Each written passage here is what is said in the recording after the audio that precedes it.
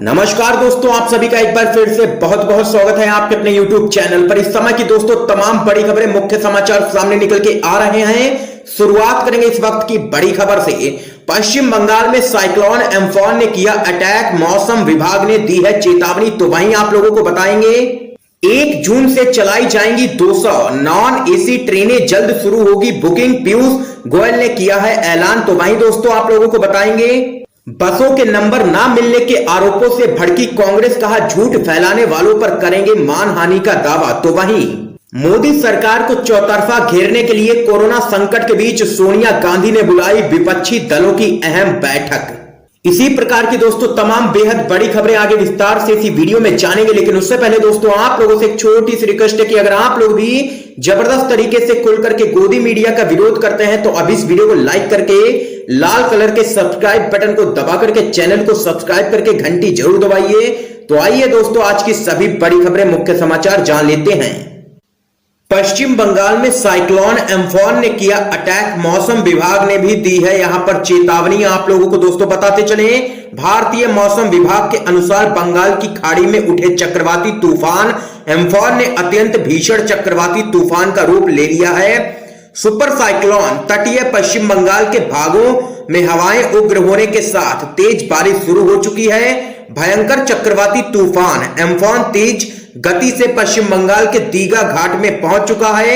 Super cyclone एम्फॉन पश्चिम बंगाल तट की ओर barrel के रूप में एक अत्यंत गंभीर रूप लेता नजर आ रहा है यहां पर।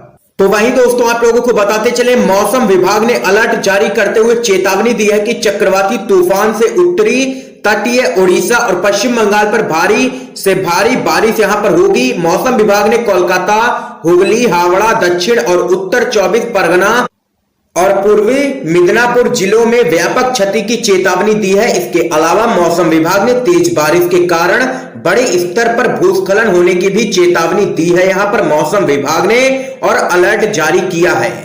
तो वहीं दोस्तों अगली बड़ी खबर में आप लोगों को बताते चलें, कांग्रेस ने नरेंद्र मोदी को बताया अब तक का सबसे कमजोर पीएम। जी हां दोस्तों आप लोगों को बताते चलें, छत्तीसगढ़ कांग्रेस के ट्विटर हैंडल से प्रधानमंत्री नरेंद्र मोदी की यहां पर जमकर के आलोचना की गई है। इस ट्विटर हैंडल से ट्वीट किया गया है कि नरेंद्र मोदी अब तक के सबसे कमजोर प्रधानमंत्री हैं। तो वहीं दोस्तों अगली बड़ी खबर में आप लोगों को बताते चलें, योगी सरकार पर प्रियंका गांधी का प्रहार, कहा चाहे तो बीजेपी का बैनर लगाकर चला लें बसें। आप लोगों को बताते चलें, प्रवासी मजदूरों के लिए बस चलाने का मामला तूल पकड़ता जा रहा है। अब कांग्रेस महासचिव प्रियंका गांधी वाड्रा ने इस मसले पर उत्तर प्रदेश के मुख्यमंत्री योगी आदित्यनाथ को आड़े हाथों लेते हुए कहा है कि उत्तर प्रदेश सरकार ने अब तो हद ही पार कर दी है। उन्होंने ट्वीट कर कहा कि जब राजनीतिक परहेजों को परे करते हुए त्रस्त और असहाय प्रवासी भाई बहनों को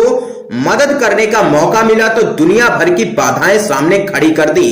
इसके साथ ही उन्होंने योगी आदित्यनाथ को टैग करते हुए कहा है कि योगी जी चाहे तो इन बसों पर भाजपा का बैनर और पोस्टर लगाकर चला दीजिए, लेकिन हमारे सेवा भाव को मत ठुकराइए। प्रियंका गांधी ने आगे कहा है कि इस राजनीतिक खिलवाड़ में 3 दिन व्यर्थ हो गए हैं और इन 3 दिनों में हमारे देश की जनता सड़कों पर चलते हुए लगातार दम तोड़ रही है। ये यहां पर प्रियंका गांधी ने आड़े हाथों लिया है उत्तर प्रदेश के मुख्यमंत्री योगी आदित्यनाथ को और लगाया है घटिया राजनीति करने का आरोप। तो वहीं दोस्तों एक और बड़ी अपडेट आप लोगों को बताते चलें, 1 जून से चलाई जाएंगी 200 नॉन एसी ट्रेनें, जल्द शुरू होगी बुकिंग, ये कहना है रेल मंत्री पीयूष गोयल का। आप लोगों को बताते चले, केंद्रीय रेल मंत्री पीयूष गोयल ने एक बड़ी राहत का ऐलान करते हुए घोषणा की है कि भारतीय रेलवे 1 जून से टाइम टेबल के मुताबिक यहां पर प्रतिदिन 200 नॉन एसी ट्रेन चलाएगा।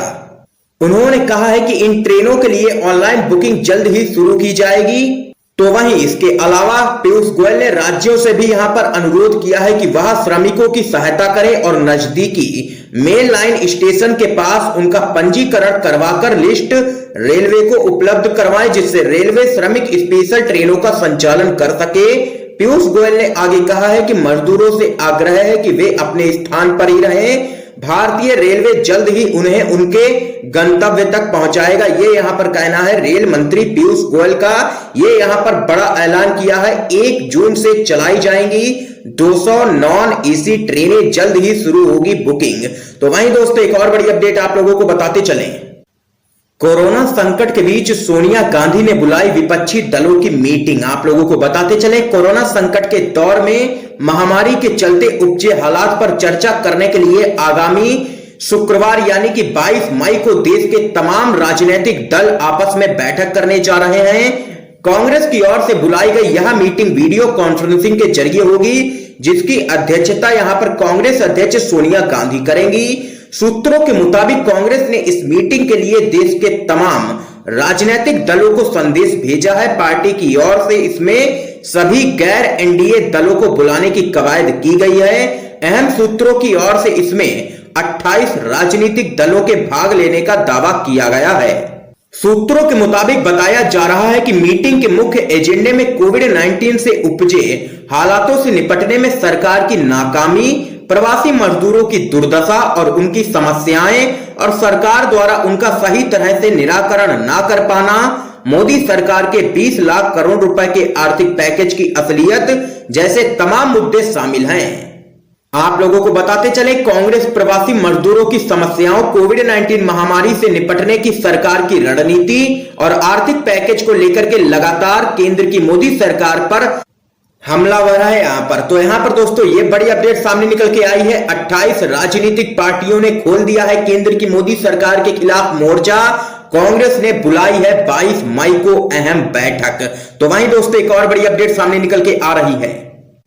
बसों के नंबर ना मिलने के आरोपों से भड़की है कांग्रेस, कहा झूठ फैलाने वालों पर करेंगे मानहानि का दावा। जी हां दोस्तों, प्रवासी मजदूरों को लाने के लिए बस उपलब्ध कराए जाने को लेकर के उत्तर प्रदेश की योगी आदित्यनाथ सरकार से जारी गतिरोध के बीच कांग्रेस ने सत्तारूढ़ भाजपा पर घृणित राजनीति करने का आरोप लगाते हुए कहा है कि बसों के नंबर सही ना होने की बात फैलाने वालों के खिलाफ मानहानि की कार्रवाई की जाएगी।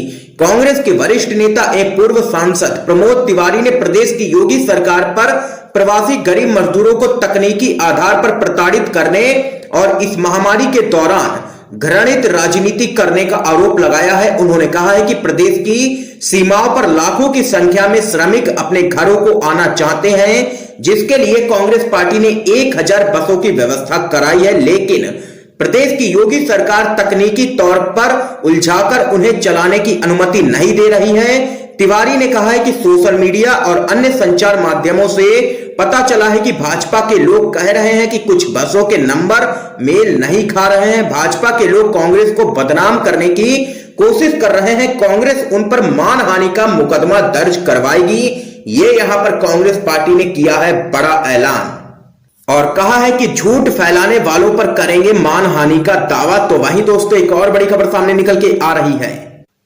एशिया में सबसे तेज भारत में बढ़ रहे हैं कोरोना वायरस के मामले। रिपोर्ट में हुआ है बड़ा खुलासा। आप लोगों को बताते चलें, आर्थिक गतिविधियों को बढ़ावा देने के लिए देश के राष्ट्रव्यापी लॉकडाउन में ढील दिए जाने के बाद भारत में कोरोना वायरस संक्रमण के मामले 1 लाख का आंकड़ा पार कर चुके हैं और एशिया में कोरोना वायरस यहां सबसे तेज गति से आगे बढ़ता ही जा रहा है। ब्लूमबर्ग की कोरोना वायरस ट्रैकर के अनुसार पिछले हफ्ते से मामलों में 28% की वृद्धि के साथ भारत अब सबसे बुरी तरह से महामारी की चपेट में आने वाले देशों में से है। ये यहां पर दोस्तों रिपोर्ट में बड़ा खुलासा हुआ है। तो वहीं दोस्तों अगली बड़ी खबर आप लोगों को बताते चलें। श्रम कानून में बदलाव के खिलाफ देश भर में आज भारतीय मजदूर संघ करेगा विरोध प्रदर्शन। आप लोगों को बताते चलें, मजदूर संघ श्रम कानूनों में बदलाव के खिलाफ यहां पर जबरदस्त तरीके से प्रदर्शन करेगा। इसी क्रम में राष्ट्रीय स्वयंसेवक संघ यानी कि आरएसएस से जुड़े भारतीय मजदूर संघ ने देशव्यापी आंदोलन का यहां पर फैसला लिया है। भारतीय मजदूर संघ आज देश भर में विरोध प्रदर्शन करेगा। राजस्थान, उत्तर प्रदेश, मध्य प्रदेश, गुजरात, गोवा, ओडिशा, महाराष्ट्र सरकार ने श्रम कानून में बदलाव किए हैं।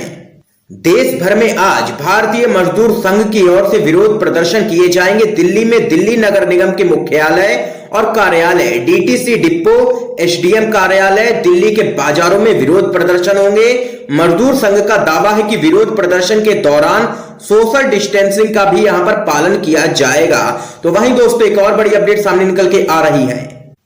विश्व स्वास्थ्य सभा में चीन को लगा तगड़ा झटका, कोरोना वायरस के मानव शरीर में फैलने की होगी जांच। आप लोगों को बताते चले, कोरोना वायरस की जांच के प्रस्ताव को यहां पर मंजूरी मिल गई है।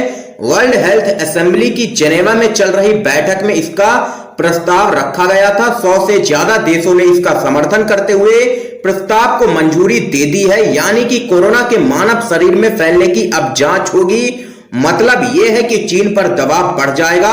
आरोप लग रहा है कि चीन ने ही वायरस फैलाया है। जो प्रस्ताव पास हुआ है उसके मुताबिक विश्व स्वास्थ्य संगठन यानी कि WHO के कामकाज की भी जांच यहां पर की जाएगी। दरअसल दोस्तों, आप लोगों को बताते चले, अमेरिका ने खुले तौर पर WHO पर आरोप लगाया है कि कोरोना वायरस के मुद्दे पर चीन के पक्ष में संगठन खड़ा रहा हमेशा ही, और यहां पर पहले से चेतावनी नहीं दी गई, पहले से सतर्क नहीं किया गया अन्य देशों को WHO की तरफ से। ये यहां पर लगातार अमेरिका की तरफ से भी हमला बोला जाता रहा है, और डोनाल्ड ट्रंप यानी कि राष्ट्रपति डोनाल्ड ट्रंप भी लगातार हमलावर है WHO और चीन के ऊपर। तो वहीं दोस्तों, एक और बड़ी अपडेट आप लोगों को बताते चलें, लद्दाख सीमा पर फिर बढ़ा तनाव, भारत ने भेजे अतिरिक्त सैनिक। आप लोगों को बताते चलें, कोरोना काल में भी चीन सीमा पर अपनी हरकतों से बाज नहीं आ रहा है। वह उत्तर सिक्किम और लद्दाख के पास कई इलाकों में अपने सैनिकों की तैनाती लगातार बढ़ा रहा है। भारत भी वहां अतिरिक्त बलों की तैनाती कर रहा है। दोनों पक्षों के बीच इन इलाकों में कुछ दिनों पहले 2 बार हिंसक झड़प भी हो चुकी है। आधिकारिक सूत्रों ने बताया है कि भारत और चीन दोनों ने डेमचक, दौलत बेग, ओल्डी गलवान नदी तथा लद्दाख में पैंगोंग त्सो झील के पास संवेदनशील इलाकों में अतिरिक्त सैनिकों की तैनाती की है। तो यहां पर दोस्तों देख सकते हैं, लद्दाख सीमा पर भारत और चीन के बीच तनाव फिर बढ़ गया है। चीन मई के पहले हफ्ते से लद्दाख में अपने सैनिकों की तैनाती लगातार बढ़ा रहा है।